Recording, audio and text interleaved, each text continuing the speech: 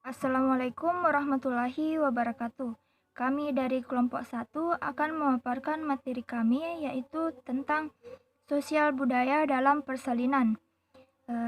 Saya Rismayanti akan menjelaskan pengertian persalinan dan tanda-tanda persalinan. Yang pertama itu pengertian persalinan. Persalinan itu dibagi menjadi beberapa pengertian menurut para ahli. Yang pertama itu menurut Saifuddin 2002, persalinan adalah proses membuka dan menipisnya serviks dan janin turun ke jalan lahir.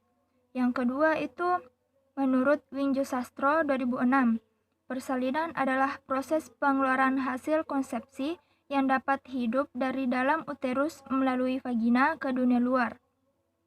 Yang ketiga itu menurut Mokhtar Rustam 1998, persalinan normal adalah proses lahirnya bayi pada letak belakang kepala dengan ibu sendiri, tanpa bantuan alat-alat serta tidak melukai ibu dan bayi yang umumnya berlangsung selama kurang lebih dari 24 jam.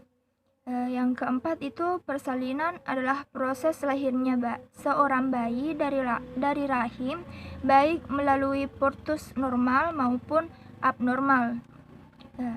Yang kedua itu tanda-tanda persalinan. Yang pertama itu adanya his atau kontraksi, dengan kekuatan kontraksi sudah mulai bertambah. Makin sering terjadi dan teratur dengan jarak kontraksi makin pendek sehingga menimbulkan rasa sakit yang lebih hebat. Yang kedua, keluarnya lendir dan atau bercampur darah. Yang ketiga itu kadang ketuban pecah dengan sendirinya. Yang keempat, pada pemeriksaan dalam serviks mulai menipis dan terjadi pembukaan lengkap. Halo, Assalamualaikum warahmatullahi wabarakatuh. Perkenalkan, saya Andi Cipta, mahasiswa Fakultas Keperawatan dan Kebidanan Universitas Puan Rimagalatung. Di sini saya akan menjelaskan tentang aspek sosial budaya persalinan. Di dalam aspek budaya persalinan dibagi menjadi 4 kala, yaitu pertama kala pembukaan serviks, yang kedua kala pengeluaran bayi, yang ketiga kala pengeluaran plasenta, yang keempat adalah kala pengawasan. Jadi langsung saja saya akan menjelaskan satu persatu dari keempat kala tersebut. Kala pertama atau kala pembukaan serviks. Kala pertama merupakan kala pembukaan yang dimulai dari pembukaan 1 sampai 10 cm.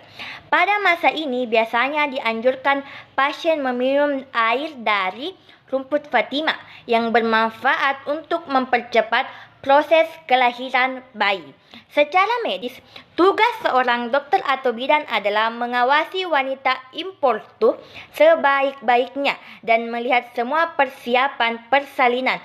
Pada kala ini dilakukan observasi pembukaan serviks dengan menghasilkan 10 hasil fitting. Oke, yang selanjutnya yang akan saya jelaskan adalah kala kedua atau biasa disebut dengan kala pengeluaran bayi. Biasanya dalam adat istiadat, ibu dianjurkan untuk meminum minyak kelapa dan dioleskan minyak kelapa pada jalan lahir agar mempermudah proses lahirnya bayi. Tetapi secara medis minyak tersebut tidak terjamin kesterilannya, bisa saja mengakibatkan infeksi pada jalan lahir yang dapat berakibat pada bayi.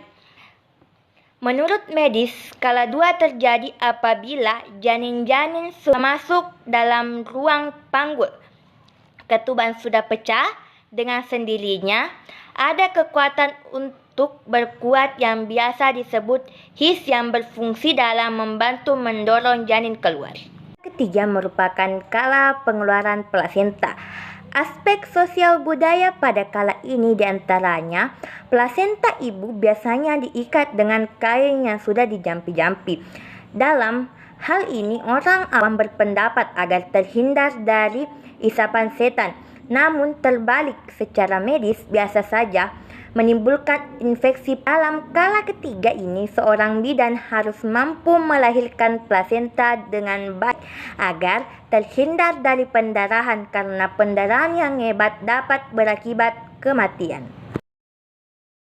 Kala keempat. Pada kala keempat merupakan kala pengawasan. Kala keempat dilakukan pengawasan selama 2 jam postpartum. Kala keempat ini tahap di mana pengawasan pendarahan ibu setelah bayi lahir. Dalam aspek budaya biasanya akan diletakkan arang yang dibakar dan diletakkan di bawah tempat tidur yang dicampur dengan daun jeruk untuk mengurangi bau amis. Dalam kala keempat ini, bagian kebidanan atau penolong persalinan lainnya masih mendampingi pasien yang sudah selesai partus selama 2 jam.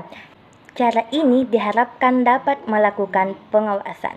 7 hal penting yang dilakukan bidan adalah: pertama, kontraksi uterus harus baik. Yang kedua, tidak terjadi pendarahan yang banyak. Yang ketiga, plasenta dan selaput harus lahir lengkap. Yang keempat, kandung kemih harus kosong.